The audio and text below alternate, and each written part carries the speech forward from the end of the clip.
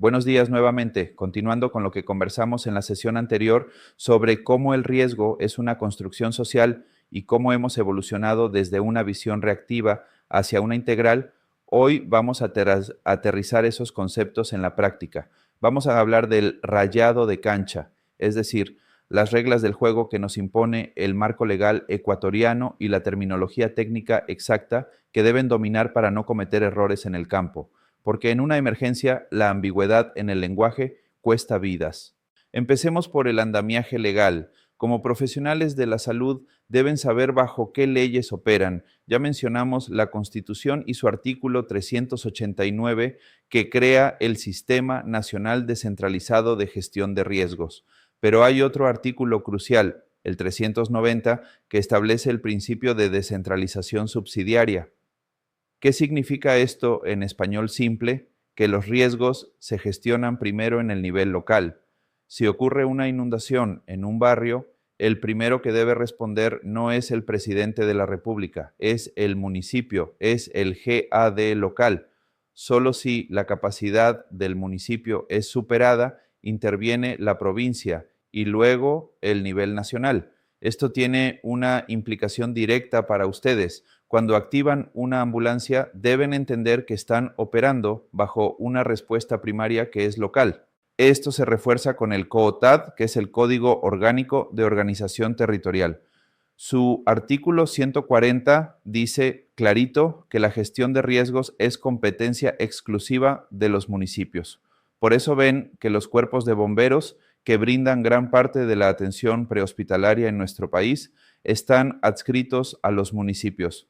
También tenemos la Ley de Seguridad Pública, que le da a la Secretaría de Gestión de Riesgos la capacidad rectora para declarar los estados de alerta, amarilla, naranja o roja, lo cual es vital porque esos colores de alerta movilizan recursos obligatoriamente, incluso del sector privado si fuera necesario. Ahora entremos en la terminología técnica, para que ustedes puedan comunicarse fluidamente con bomberos, policías y autoridades en un puesto de mando unificado. Debemos hablar el mismo idioma. Vamos a desglosar tres conceptos que siempre se confunden: amenaza, vulnerabilidad y riesgo. Primero, la amenaza o peligro. Según la definición oficial, es un proceso o fenómeno que puede ocasionar muertes o daños.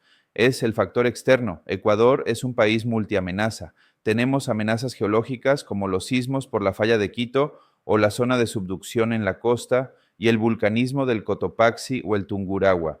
Tenemos amenazas hidrometeorológicas como el fenómeno de El Niño, que nos trae inundaciones en Guayas y Manabí. Y ojo, también tenemos amenazas antrópicas y sociales, como la violencia criminal o los accidentes de tránsito, que son el pan de cada día para la ambulancia. Segundo, la vulnerabilidad. Este es el factor interno. Es la predisposición a sufrir daño. Puede ser física, como un hospital viejo que no cumple la norma de construcción. Puede ser funcional, como un equipo médico que no tiene protocolos claros. O puede ser social, vinculada a la pobreza. Y tercero, el riesgo. Aquí es donde entra la magia de la planificación.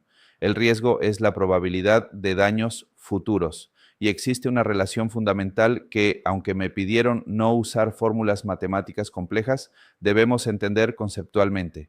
El riesgo es el producto de la amenaza por la vulnerabilidad. Imaginen esto como una multiplicación.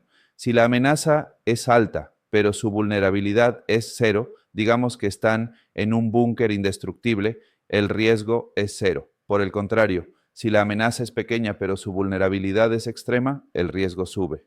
Un concepto clave que deriva de esto es la diferencia entre emergencia y desastre, algo que tiene implicaciones legales serias. Una emergencia es un evento que puede ser resuelto con los recursos locales que tenemos a mano, no excede nuestra capacidad. Si hay un accidente de bus y las ambulancias del cantón pueden manejarlo, es una emergencia. Pero un desastre es cuando esa situación interrumpe gravemente el funcionamiento de la comunidad y excede nuestra capacidad de respuesta. Ahí es cuando necesitamos pedir ayuda afuera, al nivel provincial o nacional, y frecuentemente implica que el presidente declare un estado de excepción para soltar fondos económicos. También debemos entender el ciclo de la gestión. La gestión del riesgo de desastres o GRD no es una sola cosa, se divide en tres: prospectiva, correctiva y reactiva. La gestión prospectiva es mirar al futuro para evitar crear nuevos riesgos. Por ejemplo, si vamos a construir una nueva base de ambulancias, no la hacemos en una zona donde sabemos que bajan lajares del Cotopaxi.